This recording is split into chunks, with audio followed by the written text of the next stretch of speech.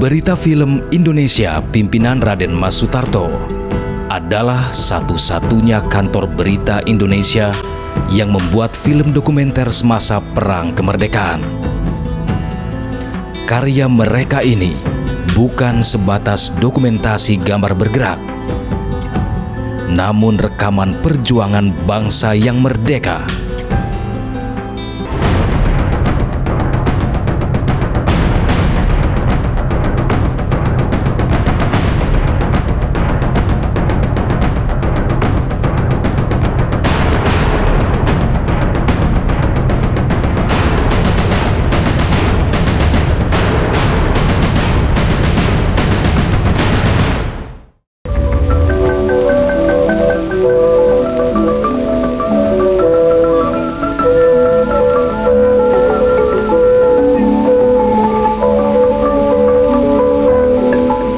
Raden Mas Sutarto, atau yang biasa dikenal RM Sutarto, mengawali karirnya di dunia film sejak keterlibatannya sebagai asisten kameramen dalam pembuatan film dokumenter hitam putih.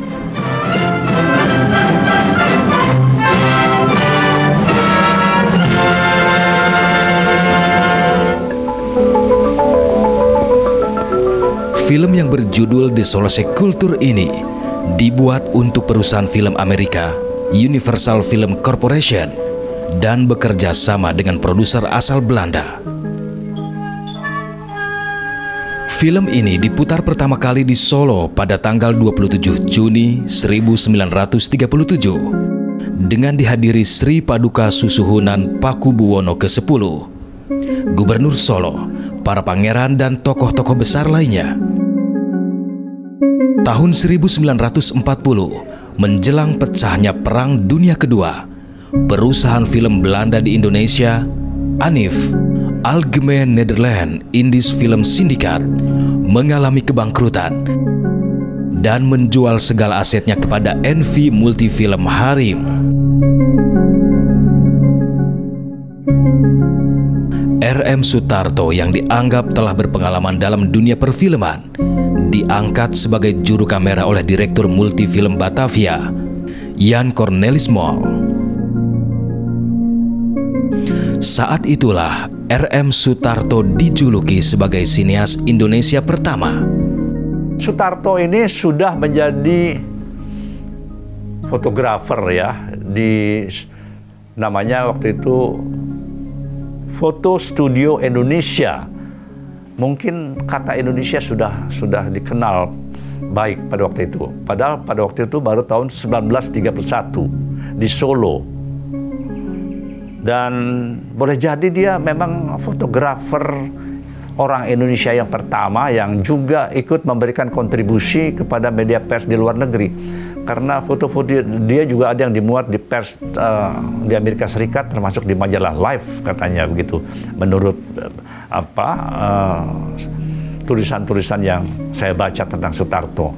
Karena tidak bisa melanjutkan sekolah setelah SMA begitu ya, karena ya situasi pada masa penjajahan Belanda dulu situasi ekonominya memang berat gitu ya. Kemudian dia mengikuti kursus saja, ada kursus arsitek dia ikuti, kursus tertulis yang bahan-bahannya berasal dari Nederland atau dari negeri Belanda, dari Holland.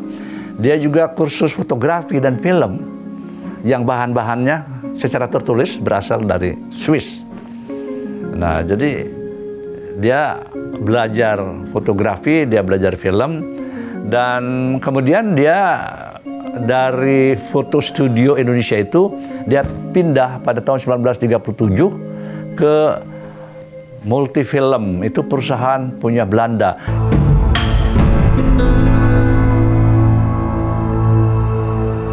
Selain sebagai sineas, RM Sutarto juga merangkap sebagai wartawan koran Surabayas Handelsblad serta koresponden juru foto untuk media dalam dan luar negeri. 8 Maret 1942, Angkatan Perang Hindia Belanda di Indonesia menyerah tanpa syarat kepada Jepang. Semua aset milik pemerintah Belanda yang ada di Nusantara dikuasai oleh pemerintahan militer Jepang. Maret 1942, Jepang membentuk pemerintahan sementara yang disebut dengan Pemerintahan Militer Jepang di Indonesia. Pusat pemerintahannya berada di Jakarta. Letnan Jenderal Hitoshi Imamura menjabat sebagai panglima tertinggi sekaligus sebagai pimpinan tertinggi pemerintahan militer Jepang di Indonesia.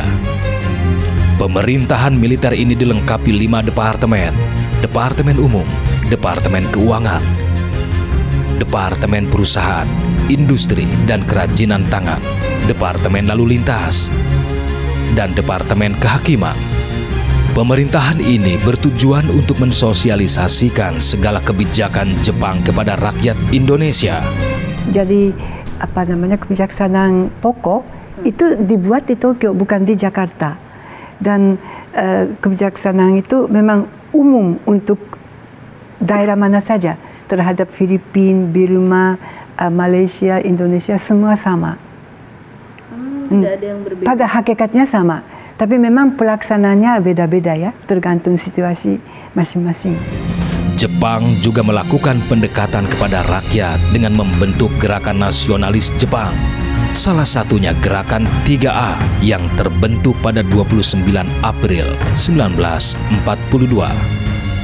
Gerakan ini adalah bentuk propaganda kekaisaran Jepang pada masa Perang Dunia Kedua. Dengan slogan Jepang Cahaya Asia, Jepang Pelindung Asia, dan Jepang Pemimpin Asia. Tujuannya untuk memikat hati dan menarik simpati bangsa Indonesia agar mau membantu Jepang dalam penguasaan Asia Timur Raya.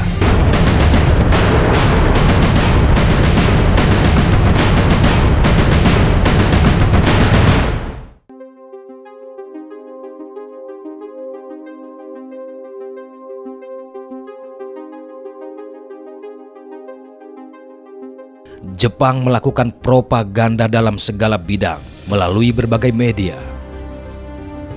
Awalnya Jepang menggunakan media cetak, yaitu majalah, surat kabar, selebaran, poster, dan baliho.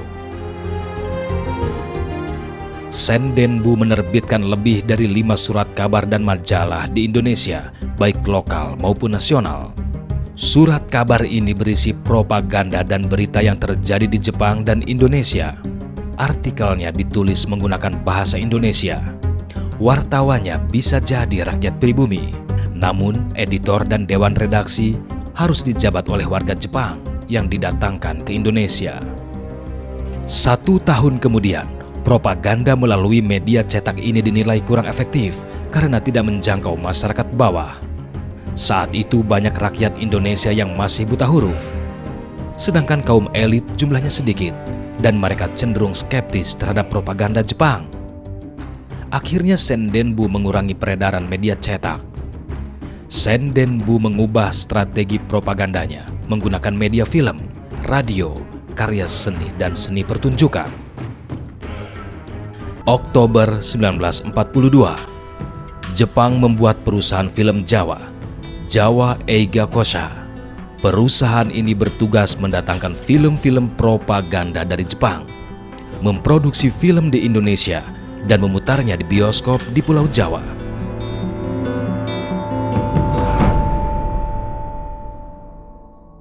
Seluruh aset multifilm Batavia pun diambil alih dan diubah namanya menjadi Jawa Eiga Sha yang dipimpin oleh S. Ohya dan Ishimoto.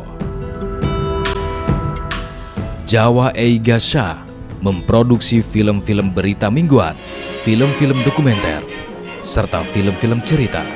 Eiga Sha itu banyak film cerita dia bikin. Saya masih ingat ada film propaganda transmigrasi, ada film propaganda untuk Romusha dan sebagainya. Jadi semi dokumenter gitu. Di tempat itu, RM Sutarto dipaksa untuk terus bekerja di bawah pengawasan Sendenbu atau barisan propaganda.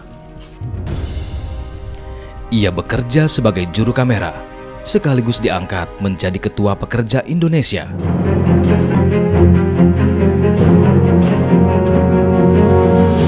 15 Agustus 1945, Jepang menyerah kalah. Berita Jepang menyerah kalah ini terdengar hingga ke Indonesia. Sultan Syahrir dan para pemuda Indonesia menuntut Soekarno segera memproklamasikan kemerdekaan Indonesia.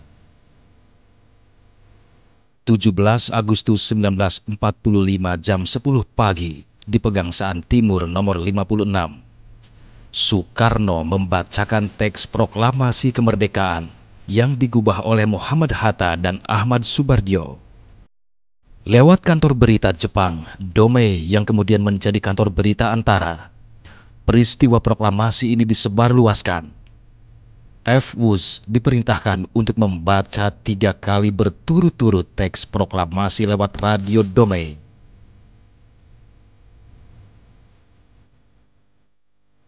Baru 2 kali dibacakan, tentara Jepang masuk ke ruang siar dan marah karena peristiwa proklamasi ini disebar lewat radio. Karena dilarang pihak Jepang, Yusuf Ronodipuro dan para pemuda lalu membuat stasiun radio di Menteng 31. Berita penting ini pun tersebar. Ya, Soekarno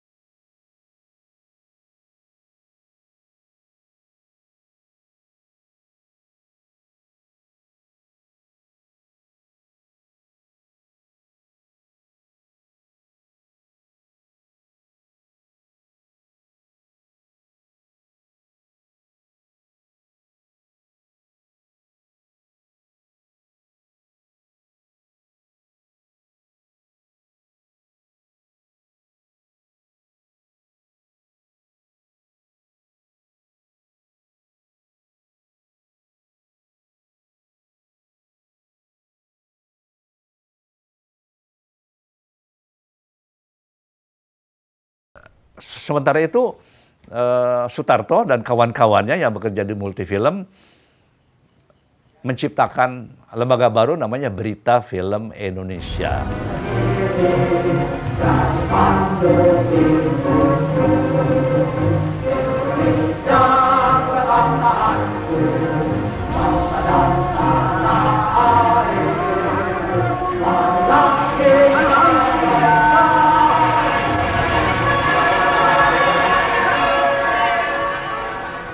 Menjelang pertemuan besar di lapangan Ikada pada 19 September 1945, anak buah Sutarto berhasil mendapatkan beberapa perlengkapan tambahan yang mereka curi dari bekas kantor mereka. Rombongan Sutarto tiba di lapangan Ikada dengan mengendarai sebuah truk, termasuk Sutarto yang bertengger di samping sebuah kamera Mitchell. Namun orang-orang Nippon Eigasha tak mau kalah. Mereka sempat melakukan sabotase dengan menyembunyikan baterai aki. Akibatnya liputan yang menegangkan itu terpaksa direkam tanpa suara. Nah, ketika mau meliput rapat raksasa di Ikada, ya dia memerlukan beberapa kamera, itu kan, bukan sekadar hand kamera, film, dan malah aki, ya kan, untuk itu untuk apa, mesinnya, untuk listriknya gitu. Tapi ya dia dipaksa aja, barangkali juga dengan mendodongkan pistol juga kepada kepala dari Eigasha itu kan. Berhasil ke Ikada, dan Sutarto juga hampir-hampir tidak bisa meliput karena dirintangi oleh tentara Jepang gitu kan. Akhirnya ya udah kameranya diputar pakai tangan aja karena akinya diambil oleh Jepang. Baru kurang lebih pukul 2 Soekarno muncul dan ramai gitu kan. Lalu mereka bisa membuat film ini. Dan film kan lebih hidup ya daripada tercetak, dan dengan cepat film ini bisa beredar ya ke banyak negara di dunia.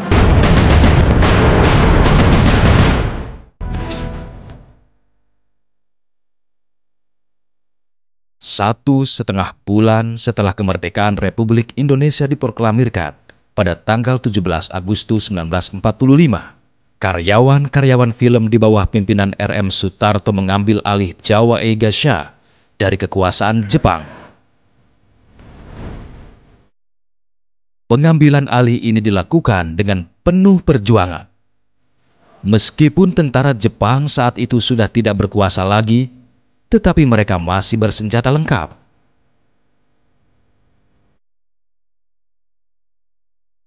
Di Tanjung Priok, kapal-kapal perang Inggris yang bertugas melucuti tentara Jepang sudah hampir 3 pekan berlabuh. Bersama mereka, mendarat pula pasukan Belanda yang menyusup ke kota, berkedok sebagai rombongan administrasi sipil Hindia Belanda atau NIKA. Dari atas truk militer yang hilir mudik di jalan raya, mereka mulai menebar teror, bersorak-sorak seolah telah bertempur mati-matian untuk masuk dan merebut kota Jakarta.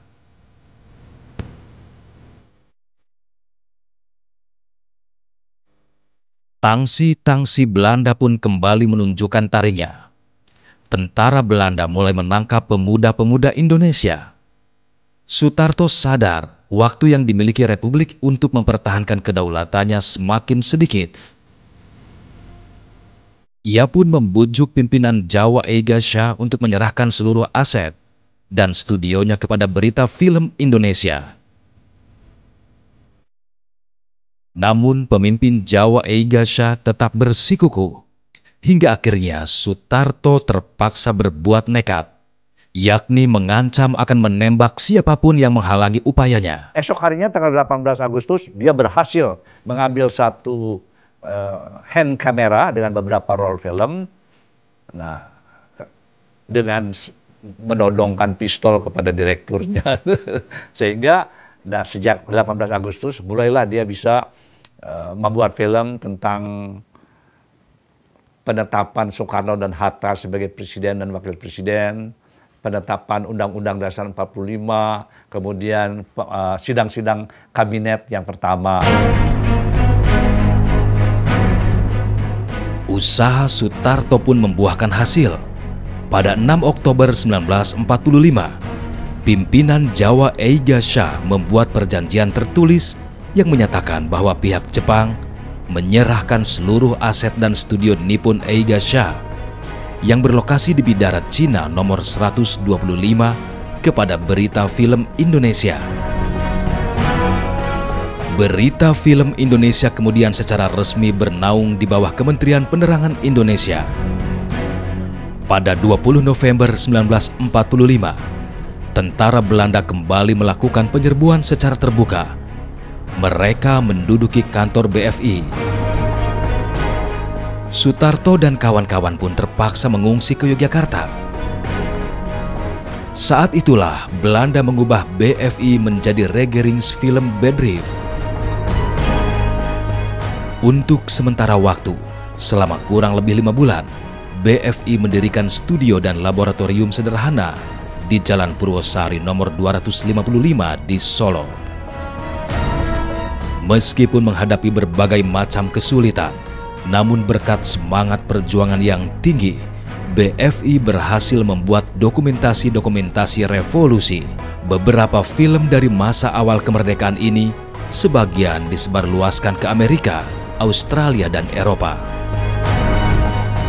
BFI menjadi satu-satunya kantor berita nasional yang memproduksi film dokumenter dan berita film pada masa kemerdekaan. Hingga akhir Perang Kemerdekaan, Berita Film Indonesia bersama rekan-rekan mereka dari IPOS dan Antara berperan penting dalam mewartakan kemerdekaan bangsanya. Tahun 1950, setelah pengakuan kedaulatan Republik Indonesia, Belanda menyerahkan Regeringsfilm Bedrijf kepada pemerintah Indonesia dan berganti nama menjadi Perusahaan Film Negara atau PPN. Kala itu, PPN dipimpin oleh Haryoto sebagai direktur, sedangkan Sutarto sebagai kepala produksi umum. Seiring berjalannya waktu, PPN pun berganti wajah dan diberganti nama Perusahaan Film Negara atau PFN. Kedua-duanya tentu saja berbeda ya. Kalau BFI atau kemudian menjadi PFN, ada kelebihan dari televisi, yaitu karena Gelora Indonesia yang dibuat atau diproduksi oleh PFN itu, dulu oleh BFI, itu bukan hanya disiarkan di bioskop-bioskop, saya kira di seluruh Indonesia, dan ditonton oleh masyarakat dari segala kelas, tapi juga bisa dipertunjukkan di lapangan terbuka. Sejak menjabat sebagai Kepala Produksi Umum mulai tahun 1951 sampai dengan 1964, Sutarto mampu memproduksi 30 hingga 40 film dokumenter dan 4 film cerita. Selain itu, ia juga bertugas membuat film berita atau biasa dikenal dengan istilah newsreel.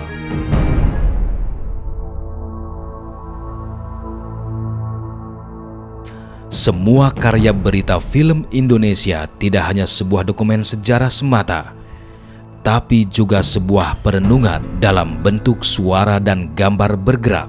Film merupakan salah satu bahasa visual yang bisa dimengerti dan dipahami oleh semua golongan dan lapisan masyarakat.